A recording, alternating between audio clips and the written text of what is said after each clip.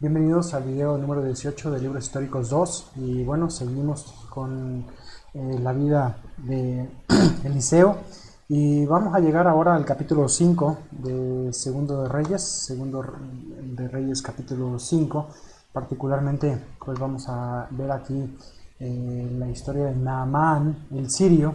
Este mapa, bueno, lo tengo de ahí de los apuntes que tienen ustedes. Siria está al norte de Israel, es una nación que está inmediatamente hacia el norte, bueno, justo después de pasar lo que es Fenicia. Aquí tenemos este mapa que nos puede dar una idea. Aquí está, esta es Israel, esto es Fenicia y aquí en esta zona se ve el imperio de Siria. Parte de lo que hoy sigue siendo la misma Siria que conocemos. Entonces, Siria había sido por mucho tiempo pues ya un imperio importante. Si ustedes pueden ver en este mapa, tenemos en la parte superior, ustedes ya lo saben, los diferentes imperios desde su origen. Vemos cómo tenemos aquí a dos, Aram, el imperio arameo, y posteriormente también que sería Siria, y es otro imperio que no se debe confundir, el imperio asirio. En este caso, nosotros estamos hablando no de Asiria, sino de Siria. ¿Ok? Habiendo aclarado esto, pues vamos a platicar ahora un poco acerca de lo que sucedió en el capítulo 5. Un hombre llamado Naamán, general del ejército del rey de Siria, menciona el versículo 1 que era pues tenido en alta estima, era un hombre valeroso en extremo, pero leproso. Y menciona que bueno, había bandas armadas, versículo 2, en una ocasión llevaron a una mujer presa, una joven que terminó siendo sierva justamente de Naamán. Y ella le dijo que había un profeta que podía sanarlo. Pasando un poco esto, mencionamos que Naamán vino, habló con el rey de Siria y le contó acerca de esto. Así fue versículo 5. Entonces que el rey de Siria lo envía con cartas para el rey de Israel para que pudiera él llegar con una recomendación. Llevó mucho oro, dice 10 talentos de plata, cada talento son 45 kilos, 6,000 piezas de oro y 10 mudas de vestidos para recompensar también esta limpieza que le iban a hacer. Y bueno, envió una carta, versículo 6, al final, dice el rey de Siria: yo envío a mi siervo Naamán para que lo sanes de su lepra. Así que imagínate tú, el rey de Israel, cuando recibe esta carta, pues dice: soy yo Dios, que mate y dé vida para que envíe a mí y para que sane un hombre de su lepra. Y dice: considera a ver y ver cómo ahora busca ocasión contra mí. Él pensó sencillamente que esto, o sea, Joram pensó que esto era una trampa para atacarlo. Eh, Cuando el varón, bueno, Eliseo, el varón de Dios, oyó que el rey de Israel había rasgado sus vestidos por esto, envió a decir: porque has rasgado tus vestidos, versículo 8, venga ahora a mí y sabrá que hay profeta en Israel. Bueno, vino Naamán con las cartas y dice, ni siquiera le recibe. Cuando venía de camino, dice, lo encontró y lo manda, dice: ve y lávate 7 veces al Jordán y tu carne se restaurará y serás limpio. Vaya asunto, ¿no? O sea, ni siquiera había llegado, venía de Naamán de Siria y se le envía a que vaya al río Jordán. Tenemos aquí este trayecto, pero él inicialmente pues se sintió ofendido, no pensó que él pudiera ser sanado de esa forma, pensó que se estaban burlando de él y despreciaba. Versículo 11 y 12 dice, fíjate lo que él esperaba, ¿no? Dice: Naamán se fue enojado diciendo: he aquí yo decía para mí, saldrá luego y estando en pie invocará el nombre de Jehová su Dios. Quería un milagro espectacular, pero dice: no hay mejores ríos en Damasco, en Siria, que me manda a bañarme al río Jordán, que habría sido un arroyuelo comparado con los ríos de Siria, y se fue enojado. Sus criados se acercaron y dijeron, pues no tienes que hacer nada. Entonces ya fueron y finalmente accedió. Versículo 14. Descendió y se zambulló 7 veces en el Jordán conforme se le indicó, y dice que su carne se volvió como la de un niño y quedó limpio. Y volvió el varón de Dios y toda su compañía y se puso delante de él, y dice, vino con el profeta, ahora sí lo recibe, y dice, ahora conozco que no hay Dios en toda la tierra sino en Israel. Él dice versículo, bueno, ofreció la recompensa, versículo 15, pero no lo acepta. En este caso Eliseo no acepta este regalo de ninguna forma, y así que bueno, nada más pide un poco de tierra para llevar, porque decide edificar un templo a Jehová o un altar a Jehová, comprometiéndose con él. Nunca sabremos completamente hasta dónde Naamán tuvo una conversión a Jehová o no, pero por lo que encontramos en la Biblia, él pide perdón por tener que inclinarse cuando acompañara al rey y el rey se apoyare en él cuando fueran al templo de Rimón. Versículo 14 dice, cuando tal haga, perdone en esto a tu siervo. Así fue entonces que se va Naamán, y Giezi, pues vamos a encontrar aquí su avaricia, como él no podía entender que se hubiesen rechazado tales premios y tal recompensa. Así que dice, voy a ir correr, vive Jehová, también lo juró por el nombre de Dios, voy a correr atrás de él, voy a tomar lo que algo aunque sea. Y así fue que lo alcanzó y dijo, pues ¿sabes qué? Pues siempre sí, mi siervo quiere 2 talentos nada más. Entonces, no, le pidió 1 talento, bueno, ten 2, así que fue más de lo que él quería. Fíjate, versículo 22, 23, ahí está la petición y los 2 talentos que le dan a Naamán, generoso Naamán, sin saber lo que Giezi tramaba. Cuando regresa, versículo 25, le pregunta Eliseo, ¿de dónde vienes, Giezi?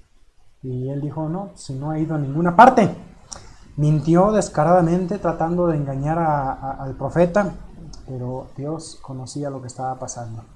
Y fue así entonces que Giezi pues termina cargando el pecado, su pecado, y en lugar de tener privilegios que él quería, terminó teniendo la plaga de Naamán. Y así fue que salió, dice, versículo 27, blanco como la nieve, leproso. Y bueno, vamos a continuar ahora en el capítulo 6. Recuerden que si hay preguntas, anótenlas para hablar en clase. Y bueno, vamos a avanzar entonces al capítulo 6. Con otro de los milagros que les mencionaba, ya hablé en cuanto a esto, el hacha que flota. Un hacha era un instrumento muy valioso, era una herramienta importante, así que el que haya perdido este siervo, el profeta, dice que pues no les alcanzó su instituto bíblico de profetas, necesitaban más cuartos, salieron a construir, fueron a cortar madera, y dice versículo 5 que mientras uno derribaba un árbol, el hacha o el metal del hacha salió volando y cayó en el agua, y gritó, Señor mío, era prestada. Y bueno, en este caso Eliseo le pregunta dónde cayó, arroja un palo, y al caer el palo en el agua hay una especie de cambio ahí. No quisiera yo entrar porque muchos empiezan a suponer cosas aquí, hablando incluso del reemplazo de Cristo por la madera y el hacha y el metal y los clavos. No me meto nada de eso, eso no dice la Biblia. Sencillamente se echó el palo y flotó el hacha. Entonces eso sucedió, extendió la mano y la tomó. Este milagro es notorio porque son muchos milagros justamente en favor de este grupo de los hijos de los profetas. Pueden ser como aprendices de profetas, o como le mencionaba, Instituto Bíblico de Profetas. Creo que todo esto muestra cómo Dios cuida de los suyos aún en las pequeñas cosas. Dios cuida de ti. Y cuando tú dedicas tiempo para servirle, para aprender de Él, confía en que Él cuidará. Aun cuando pasen ese tipo de accidentes que salen de tu mano, Él tiene control de ellos y algo tiene para enseñarte. Sin mucho tiempo para ahondar en ello, avanzaremos ahora a ver el tema de Eliseo y los sirios. Interesante capítulo de los carros de fuego. Dice que el rey de Siria tenía guerra con Israel. Y así es que, dice que consultando a sus siervos, el rey de Siria estableció dónde estaría el campamento. Y Eliseo le manda avisar al rey de Israel dónde estarían los sirios. Fue así una y otra vez, de modo que el rey de Siria no podía atrapar o ponerle la trampa a los de Israel, hasta que, versículo 11 pregunta, dice, ¿no me declaráis vosotros quién de ustedes es espía? Es del rey de Israel, le está diciendo dónde vamos a poner los campamentos. Entonces uno dice, no, es el profeta Eliseo, versículo 12. Él es el que declara al rey lo que tú hablas en la cámara más secreta. Dios lo sabe y se lo dice, ¿verdad? Así entonces, dice, averigüenme dónde está ese profeta. Y lo descubren, dice en versículo 14, viene en el versículo 14, envió el rey allá gente a caballo y carros y un gran ejército, los cuales vinieron de noche y sitiaron la ciudad. Se levanta de mañana, entonces el profeta, dice, se levantó de mañana y salió el que servía al varón de Dios. Probablemente sea Jesse, ya no se menciona, no sabemos si es o no Jesse, pero anteriormente había sido él. Si leproso siguió sirviendo o si ya lo jubilaron, pues no se menciona aquí. Pero el siervo del varón de Dios sale y se da cuenta que todo el monte, la ciudad está sitiada con caballos, con carros, con un ejército rodeando la ciudad, y le dice el criado al profeta, ¿qué haremos, Señor? Entonces, versículo 16, le dice, no tengas miedo, porque más son los que están con nosotros que los que están con ellos. ¿Cómo es esto posible, no?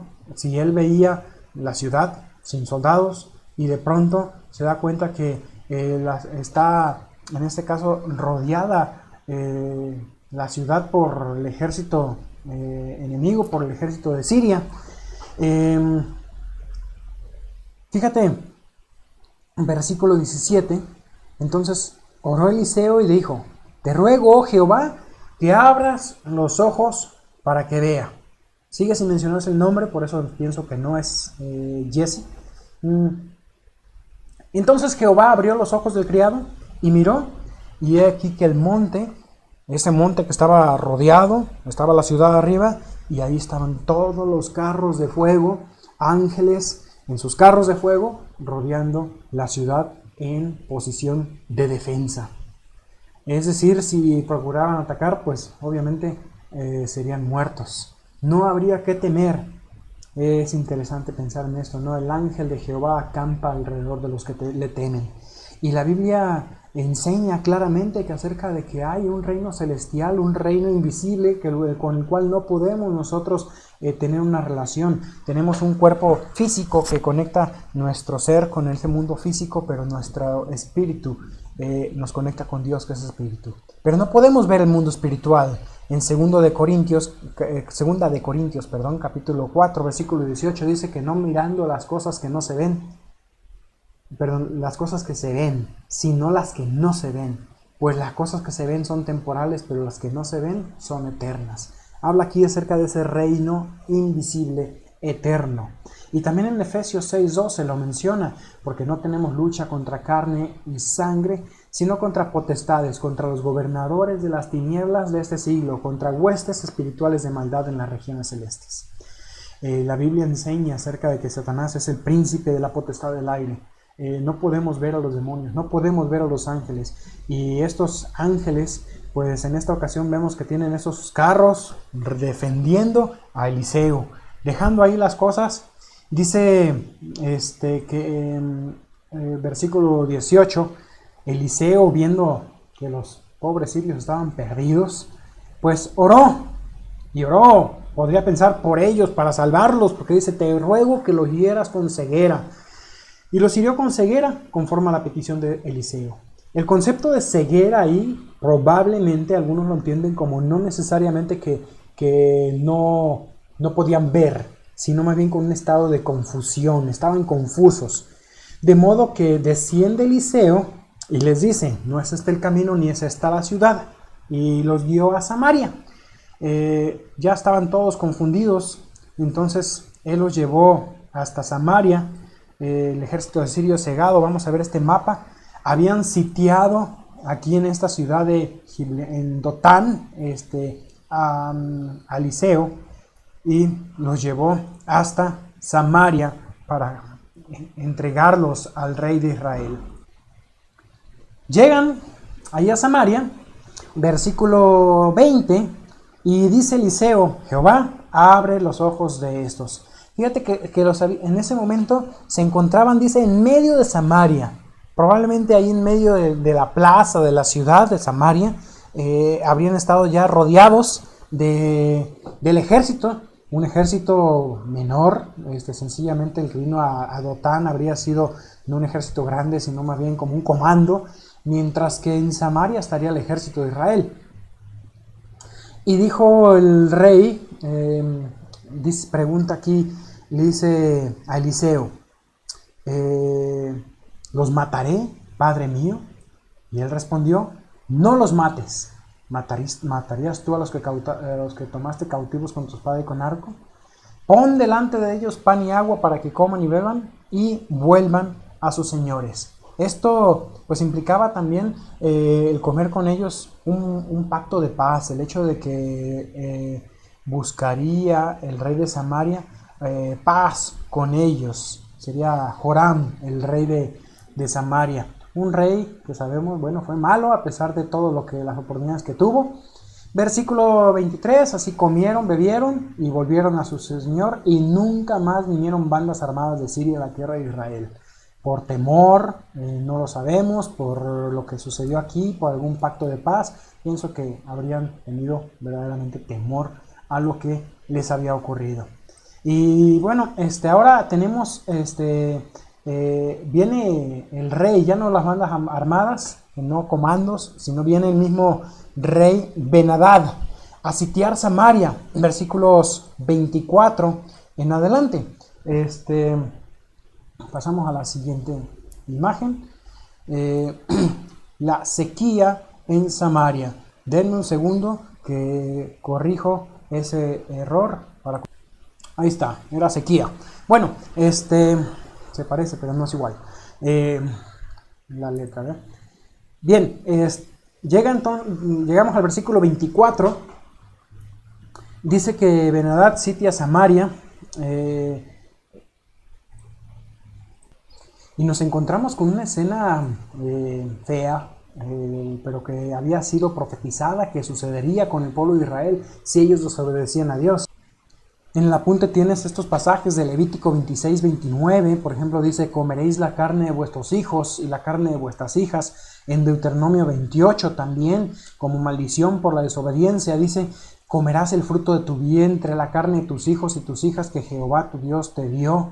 Y este canibalismo, pero de los propios hijos, versículo 28 dice al recién nacido, Deuteronomio 28-57, al recién nacido que sale entre tus pies y a tus hijos que diera luz, dice, pues los comerá ocultamente por la carencia de todo, en el asedio y en el apuro con que tu enemigo te oprimirá en las ciudades. Estas maldiciones que vemos aquí en Levítico, en Deuteronomio, están en tu apunte, son justamente por causa del pecado del pueblo de Israel. Las bendiciones de la obediencia y las maldiciones de la desobediencia. ¿Qué estaban cosechando? Maldiciones.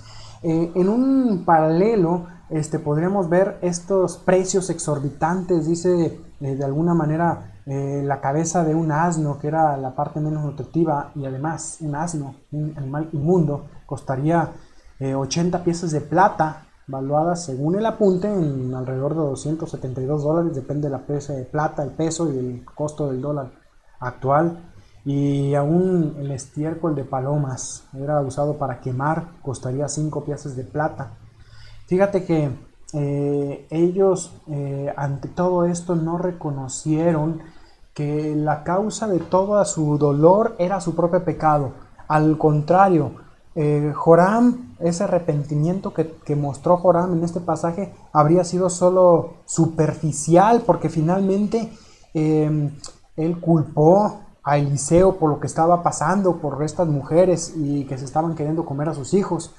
Dice el arrepentimiento de Joram, lo ves ahí en el versículo 30, dice que se rasgó sus vestidos y mostró que estaba vestido interiormente con silicio. Y dice en el versículo 31, así me haga Dios y aún me añada si la cabeza de Eliseo, el hijo de Safat, queda sobre él hoy. ¿Quién tenía la culpa de todo esto? El profeta, no su pecado, sino el profeta. Versículos 32 hasta el capítulo 7, versículo 2, vamos a ver las profecías de salvación. Eliseo predice la venida de su asesino ante los ancianos, de lo que iba a ocurrir. Dice en el versículo 32, estaba sentado a la mesa y con él estaban sentados los ancianos, y el rey envió a él un hombre, y era para capturarlo, para matarlo. Y dice, ¿no habéis visto cómo este hijo de homicida envía a cortarme la cabeza? Y bueno, versículo 33, aún estaba hablando con ellos, y aquí el mensajero que descendía a él, y dijo, ciertamente este mal de Jehová viene, ¿para qué he de esperar más a Jehová? Entonces Eliseo, capítulo 7, versículo 1, da esta profecía. Dice, oíd palabra de Jehová. Así dijo Jehová, mañana a estas horas valdrá el seah de flor de harina un siclo, y 2 seahs de cebada un siclo a la puerta de Samaria. Es decir, de un momento a otro los precios serían normales, serían precios regulares del día a día.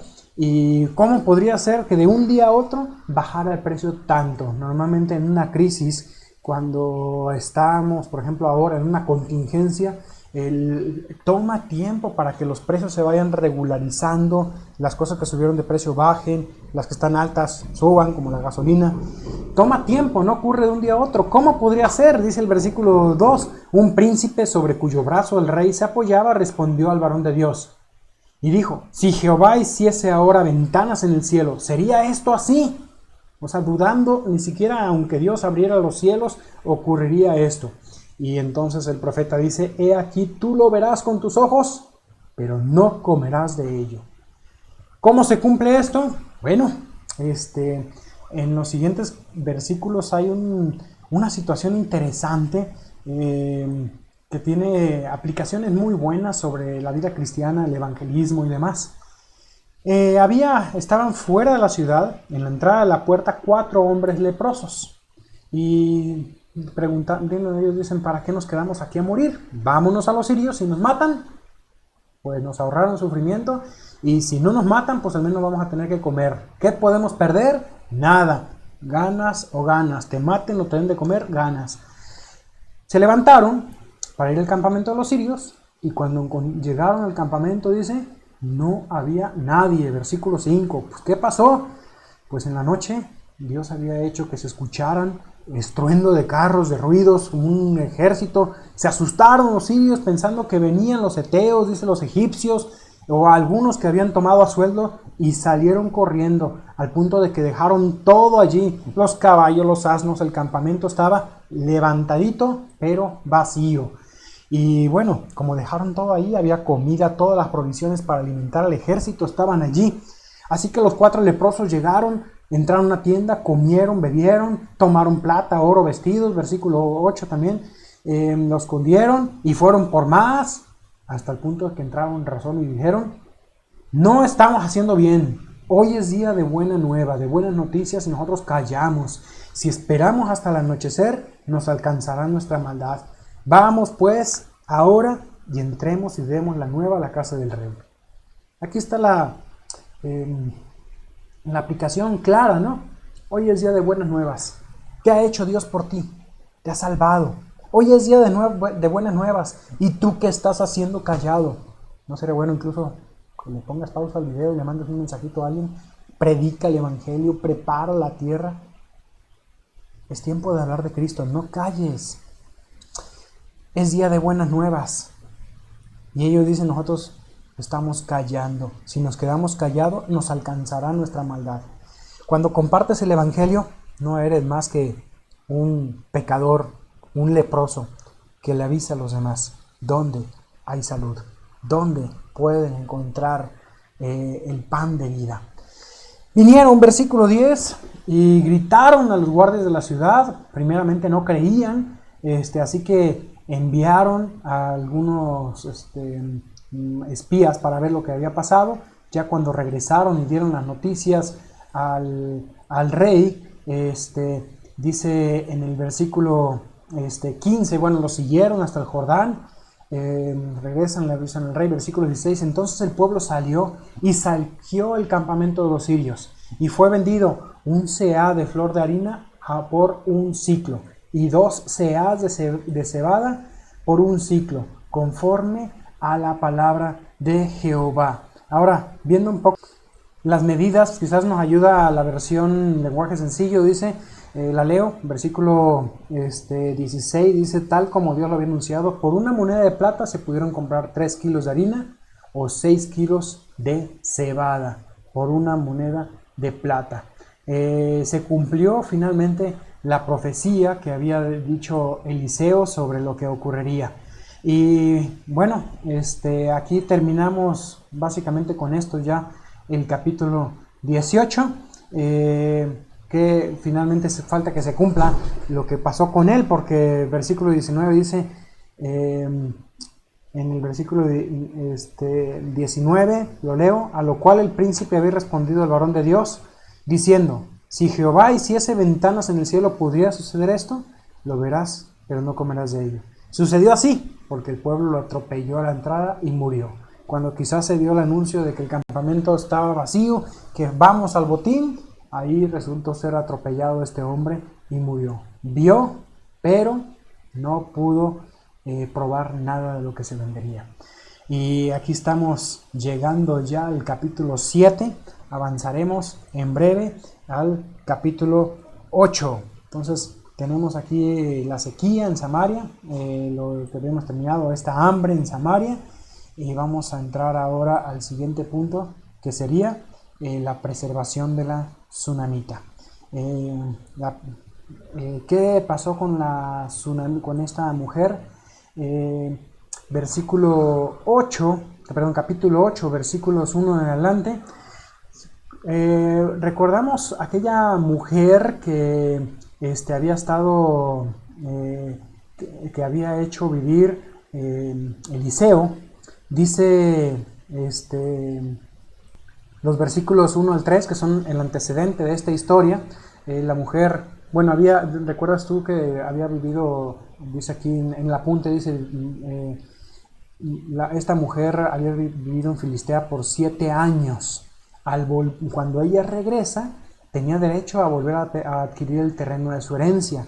Y Jesse, el hombre, el siervo de Eliseo que había quedado leproso, estaba allí y le había estado contando justamente a Joram las maravillas que había hecho el profeta Eliseo. La resurrección de la mujer, del hijo de la mujer sunamita, pues pudo comprobar aquí que era cierto. Versículo 4 dice, te ruego que me cuentes todas las maravillas de Eliseo. Mientras él aún estaba contando al rey cómo había hecho vivir al muerto, es aquí la mujer cuyo hijo él había hecho vivir, vino a implorar al rey por su casa y por sus tierras. Entonces el rey le dice a Jesse, entonces dijo Jesse, rey, señor mío, esta es la mujer y este es su hijo, el cual Eliseo hizo vivir. Así fue entonces que eso sirvió para que la mujer, dice, pues resumiera lo suyo. El rey, ella contó la historia, entonces el rey envía a un oficial para que se le entreguen todos los bienes y aún los frutos de la tierra que pudo haber producido desde que dejó el país hasta la fecha. Y bueno, por cuestión también aquí de los tiempos, tenemos que terminar este video y continuamos en el siguiente.